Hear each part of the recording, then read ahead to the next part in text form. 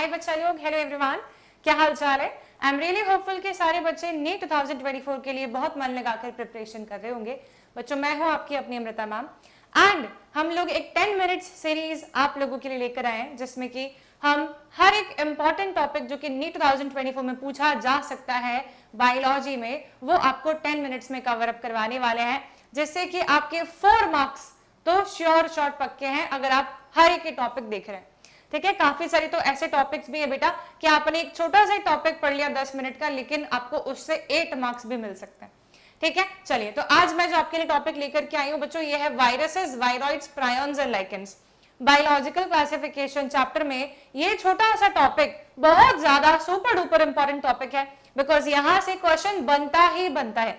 ठीक है, अब कैसे क्वेश्चंस बनते हैं ये भी हम देखेंगे, लेकिन क्विकली हम ये सारे के सारे टर्मिनोलॉजीज को एकदम परफेक्ट कर लेते हैं 10 मिनट में, कि इस पे से कैसा भी क्वेश्चन आ जाए हम अच्छे से उसे आंसर कर सके। ठीक है, तो तैयार है सारे बच्चे? होपफुली सारे बच्चे रेडी हैं। सबसे पहले हम बात कर लेते हैं बेटा वायरसेस के बारे में। अगर मैंने आपसे पूछा कि वायरसेस होते क्या है, किस चीज से मिलकर बनते हैं, तो मैं बताऊं बेटा, वायरसेस जो होते हैं ये हमेशा ही ऑब्लिगेटरी पैरासाइट होते हैं। पैरासाइट का मतलब है कि ये होस्ट के सेल के अंदर ही रिप्रोड्यूस करना जानते हैं। ऑब्लिगेटरी का मतलब होता है मैंडेटरी, ये हमेशा किसी होस्ट सेल के अंदर ही रिप्रोड्यूस कर सकते हैं। यानी कि वायरसेस का अपना खुद का कोई एग्जिस्टेंस नहीं है, इसीलिए हम उन्हें ए सेल्यूलर ऑब्लिगेटरी पैरासाइट बोल रहे होते हैं। नॉन लिविंग और लिविंग के बीच में कनेक्टिंग लिंक भी बोल रहे होते हैं। ठीक है बेटा, तो वायरसेस क्या हो गए हैं? वायरसेस हो गए हैं ऑब्लिगेटरी पैरासाइट्स। ठीक है, पैरासाइट तो होते ही हैं। अब मैंने कहा वायरसेस किस चीज के मिलके बने होते हैं, और ये सेल के जैसे क्यों नहीं है?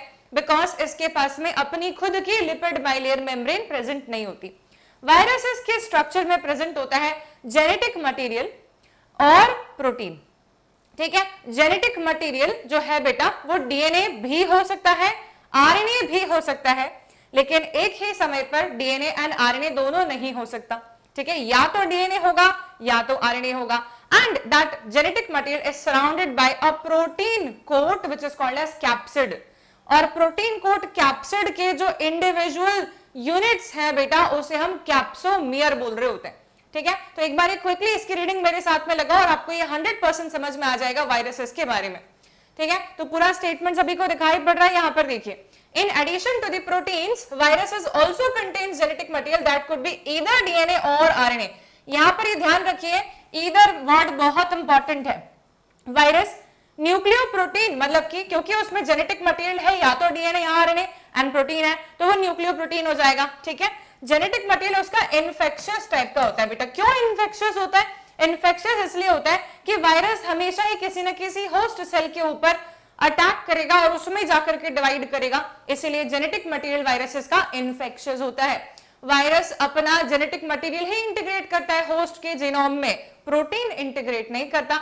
यानी कि वायरस का प्रोटीन इन्फेक्शियस नहीं है, वायरस का जेनेटिक मटेरियल इन्फेक्शियस होता है। The protein coat is called as capsid, जैसे कि हमने देखा, जो कि स्मॉल इंडिविजुअल सब यूनिट से मिलकर बना है, जिसे हम लोग कैप्सोमियर बोल रहे होते हैं। बेटा ये प्रोटीन का अरेंजमेंट पैटर्न कैसा दिखाई पड़ता होगा? ये प्रोटीन जो होता है बेटा, ये डिफरेंट डिफरेंट फॉर्म्स में अरेंज हो सकता है, जैसे कि आप यहां पर देख रहे होंगे। यहां पर आप देख रहे हैं बेटा कि प्रोटीन जो है पूरा प्रॉपरली एक प्रकार से हेलिकली अरेंज हमें यहां पे नजर आ रहा है, इसे हम बोल रहे हैं कैप्सिड। ठीक है, तो प्रोटीन आपको अलग अलग शेप्स में अरेंज दिख सकता है, वो हेलिकल भी हो सकता है। ठीक है बेटा, वो आपका पॉलीहेड्रल ज्योमेट्री वाला भी हो सकता है। ठीक है, चलिए ये हो गई बात। अब बात करते हैं साइंटिस्ट के रिस्पेक्ट में, क्या साइंटिस्ट ने क्या काम किया वायरसेस के रिस्पेक्ट में। सबसे पहले बात करते हैं वायरस टर्म किसने दिया। वायरस टर्म देने वाले पर्सन का नाम है पास्चर। ठीक है, तो पास्चर जो है बेटा, इन्होंने वायरस टर्म दिया है, और वायरस का मतलब होता है पॉइजनस, वेनमस, वेनमस, पॉइजनस, जहरीला। ठीक है, क्योंकि हमेशा इन्फेक्शियस होता है। देन बात करते हैं डीजे इवानोस्की के बारे में। इन्होंने 1892 में क्या किया? टबैको मोज़ेक वायरस के बारे में हमें बताया। क्या बताया बेटा? कि टबैको प्लांट के ऊपर मोज़ेक पैटर्न में डिजीज हो रही थी, तो डीजे इवानोस्की ने पता करने की कोशिश की कि वो डिजीज क्यों हो रही है। तो उन्होंने क्या किया? टबैको प्लांट का पेस्ट बना लिया और बैक्टीरियल प्रूफ फिल्टर से उस सैप को पास करवाया। अब सैप को पास करवाने के बाद में उन्होंने ये देखा कि बैक्टीरिया से भी छोटे साइज का कुछ होता है जो कि फिल्टर हो जा रहा है। बैक्टीरियल प्रूफ फिल्टर से भी फिल्टर होके जो नीचे आ गया है वो बैक्टीरिया से भी छोटे साइज का है, वो डिजीज कॉज कर रहा है और वो क्या निकला फाइनली, टोबैको मोज़ेक वायरस निकला।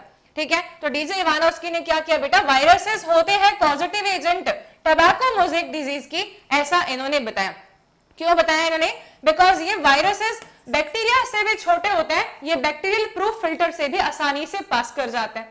देन बेटा इसके बाद में हमारे आते हैं MW बीजरनिक, जिन्होंने कि आपको 1898 के अंदर डेमोन्स्ट्रेट करके बताया कि वायरसेस जो होते हैं वो बड़े ही कंटाजियस टाइप के होते हैं, इन्फेक्शियस टाइप के होते हैं। कैसे, इन्होंने भी टोबैको प्लांट के लीव्स को क्रश कर लिया बेटा, उसका जो सैप था उस सैप से इन्होंने दूसरे टोबैको प्लांट के ऊपर स्प्रे मार दिया उस सैप का।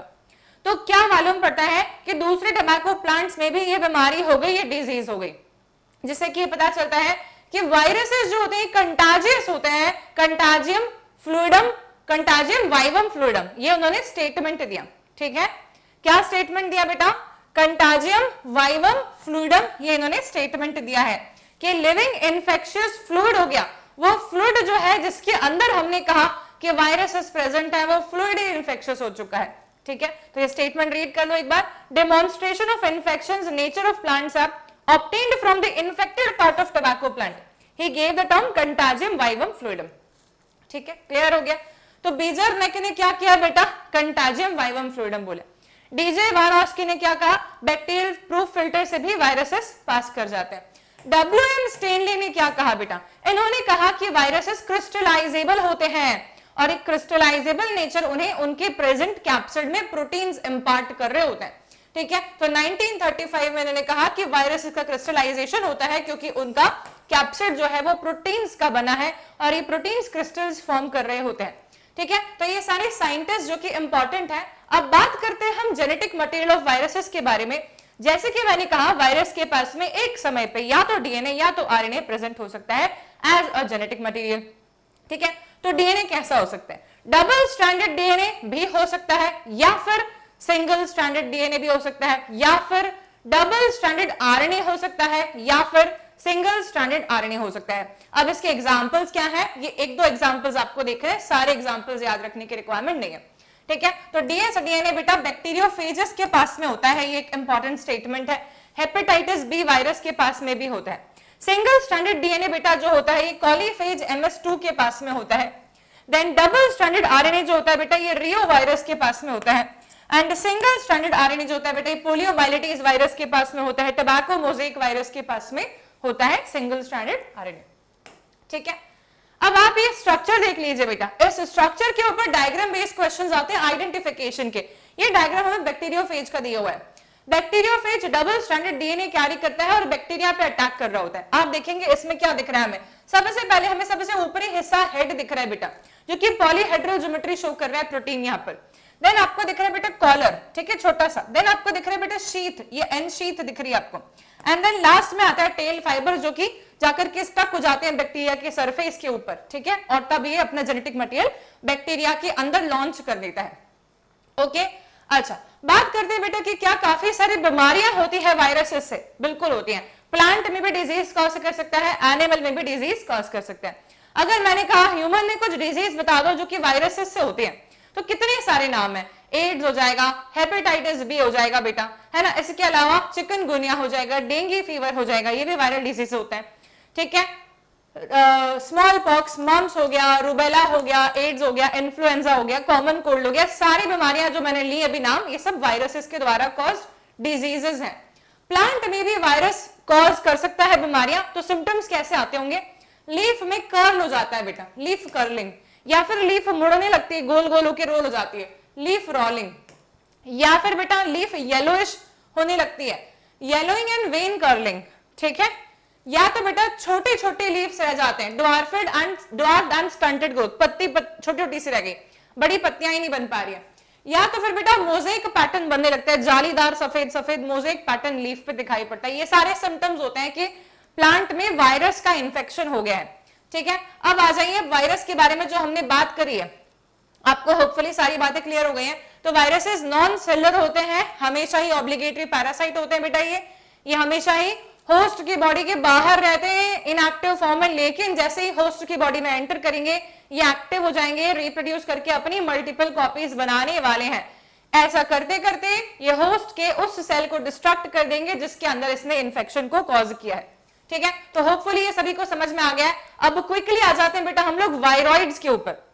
वायरॉइड्स टर्म जो है टीओ डाइनर ने दी थी।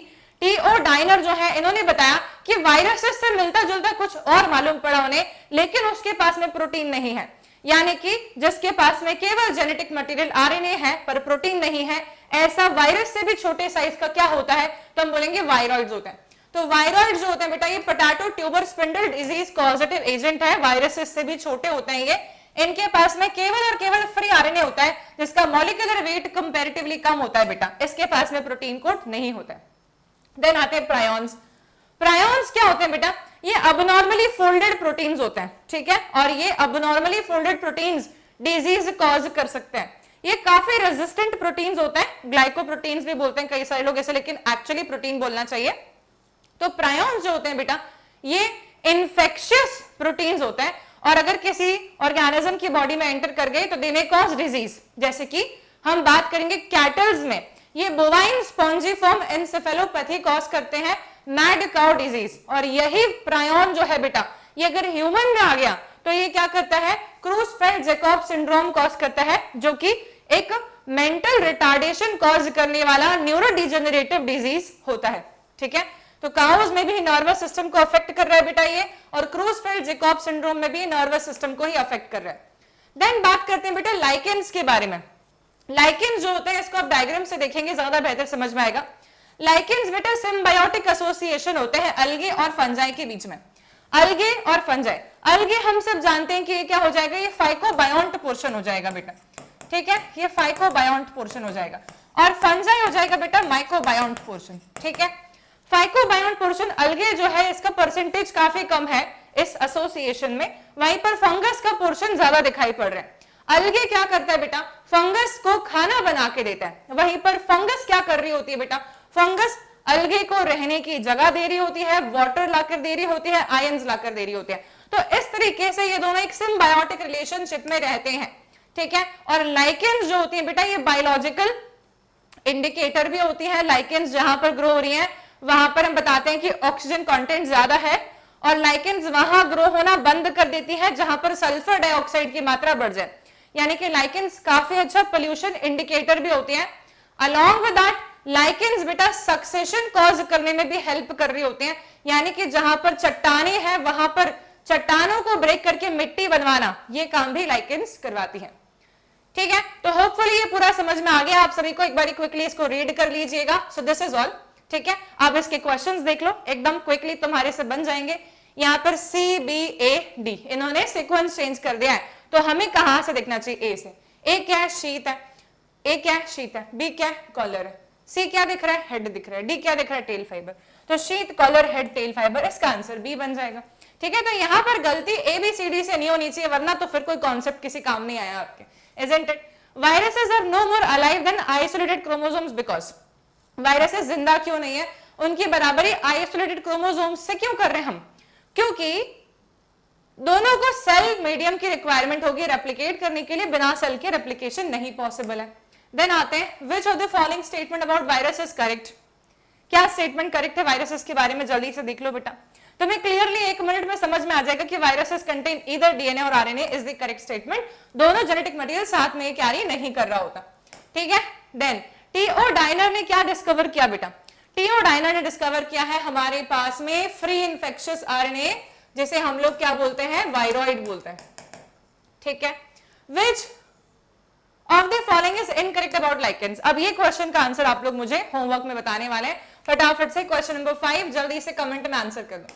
तो ये शॉर्ट सा सेशन सभी के लिए बहुत यूजफुल साबित हुआ होगा। बच्चों आप चाहते हैं अगर बहुत सारे क्वेश्चंस प्रैक्टिस करना, तो आप लोग वेदांतो के द्वारा लॉन्च क्वेश्चन बुकलेट ले सकते हैं, जो कि अमेजोन पे अवेलेबल है, जिसमें कि हम आपको 2004 से लेकर के 2023 तक के सारे प्रीवियस ईयर क्वेश्चंस दे रहे हैं, बायोलॉजी के, फिजिक्स के एंड केमिस्ट्री के, along with the solutions, ठीक है? तो आप सारे के सारे कॉन्सेप्ट साथ साथ में समझ भी सकते हैं।